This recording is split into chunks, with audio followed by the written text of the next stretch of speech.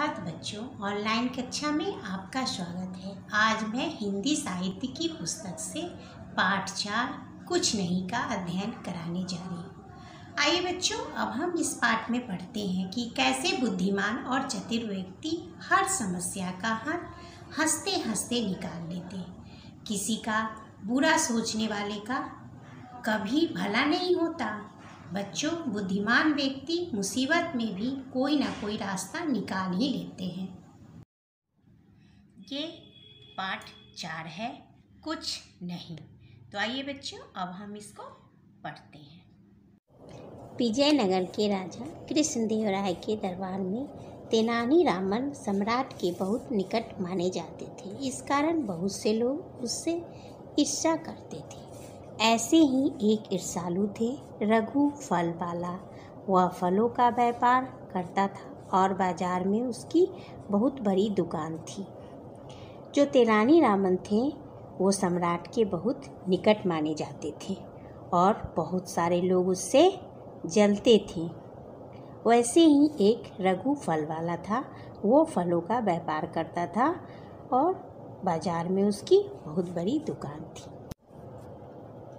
एक बार रघु ने तेनाली रामन को एक षड्यंत्र में फंसाने की योजना बनाई। उसने तेनाली रामन को अपनी दुकान पर फल खरीदने के लिए बुलाया। तेनाली रामन ने रघु से फलों का दाम पूछा। अब रघु से जब दाम पूछा तो रघु ने मुस्कुराकर कहा, अजी दाम क्या पूछते हो? आपके लिए तो इसका दाम कुछ नहीं है। तेनाली रामन यह सुनकर काफ़ी सारे फल थैले में भर लिए और चल दिए। बच्चों देखिए, जब रघु से तेनाली राम उसका दाम पूछते हैं तो बोलते हैं कि नहीं, इसका दाम कुछ नहीं है। पर ये सुन के ही तेनाली राम काफ़ी सारे फल अपने थैले में भर लिए और चल दिए। तभी रघु ने उन्हें टोका और कहा, तेनाली जी, मेरे फलों का दाम तो देते जाइए।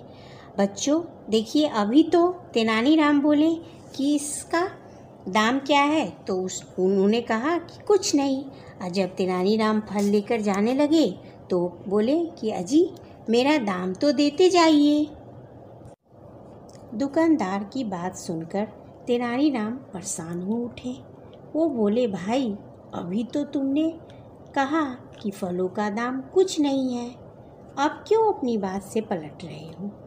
रघु बोला, श्रीमान, मेरे फल मुफ्त में नहीं है। मैंने साफ साफ बताया था कि फलों का दाम कुछ नहीं है।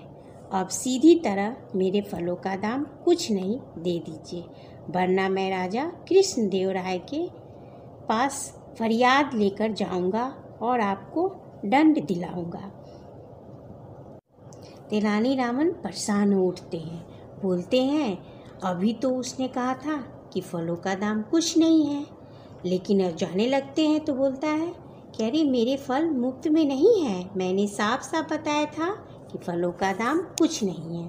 अब या आप मेरे फल का दाम दीजिए कुछ नहीं, वरना मैं राजा से आपकी शिकायत लेकर जाऊंगा और आपको दंड भी दिलाऊंगा। तेनाली रामन सिर खुजलाने लगे। यह मैं किस षड्यंत्र में फंस गया? यह सोचते सोचते वह घर पहुँचे और इस जाल से निकलने का उपाय सोचने लगे। बच्चों देखिए, अब क्या होता है कि तेनाली रामन जो है वो अपना सिर खुजलाने लगते हैं और सोचते हैं, मैं कैसे षड्यंत्र में फंस गया हूँ। ये सोचते सोचते अपने घर पहुंचकर अब उसके बाहर आने का उपाय सोचने लगते हैं। अगले दिन रघु फल वाला दरबार में पहुंच गया और फरियाद करने लगा कि उसे उसके फलों का दाम कुछ नहीं दिलाया जाए। तेनाली रामन को दरबार में बुलाया गया। राजा कृष्णदेवराय ने तेनाली रामन से कहा, यह क्या मामला है तेनाली? यह व्यक्ति कह रहा है कि तुमने इसके फलों का दाम नहीं चुकाया। कुछ नहीं महाराज, मैं अभी आपको सामने इन्हें फलों का दाम कुछ नहीं दिए देता हूँ, तेनालीरामन ने कहा। तेनालीरामन एक रत्न जनित संदूकची दरबार में लेकर आया। संदूकची देखते ही रघु की आंखों चौंधिया गई। उसने अनुमान लगाया कि अवश्य ही इस संदूकची में बहुमूल्य हीरे जवाहरात होंगे। यह अमीर बनने के सपने देखने लगा। तेनालीरामन ने कहा, यह संदूकची खोलो और अपने फलों का दाम ले लो। अब क्या होता है बच्चों, देखिए, जब महाराज बोलते हैं कि इसके फलों का दाम आप कुछ नहीं क्यों नहीं दिया, तो तेनालीराम बोलते हैं, अभी दिए देता हूँ महाराज। उसने एक बहुत बड़ी संदूकची दरबार में लेकर आया और संदूकची देखकर रघु जो फल वाला था वो उसकी आंखों चौंधी आ गई और सोचने लगा कि अरे इस संदूकची में बहुत हीरे जवाहरात होंगे और अमीर बनने के वो सपने भी देखने लगा। सपनों में खोए खोए रघु ने संदूकची खोली। संदूकची खोलते ही उसका स्वप्न टूट गया। वह जोर से चिल्लाया, अरे यह क्या, इसमें तो कुछ नहीं है। अब जब वो संदूकची खोलता है तो उसमें कुछ नहीं रहता है। तब वो जोर से चिल्लाता है, अरे इसमें तो कुछ नहीं है। तेनालीरामन मुस्कुराते हुए बोले, बिल्कुल ठीक कहा। अब तुम इसमें से अपना कुछ नहीं निकाल लो और यहाँ से चलते बनो। अब देखिए कैसे तेनालीराम बोलते हैं कि तुमने बिल्कुल ठीक कहा, इसमें तो कुछ नहीं है, निकालो और यहाँ से चलते बनो। दरबार में जोरदार ठहाका गूंजा। महाराज कृष्णदेवराय भी अपनी हंसी न रोक पाए। अपनी हार पर रघु अपना मुंह लेकर दरबार से चला गया। अब क्या होता है कि दरबार में जब लोग ज़ोर ज़ोर से हंसने लगते हैं और महाराज भी हंसने लगते हैं, तो वो अपनी हार पर रघु फल वाला जो होता है अपना मुंह लेकर दरबार से चला जाता है। तेनाली, एक बार फिर तुमने अपने बुद्धि चतुराई से हमारा दिल जीत लिया।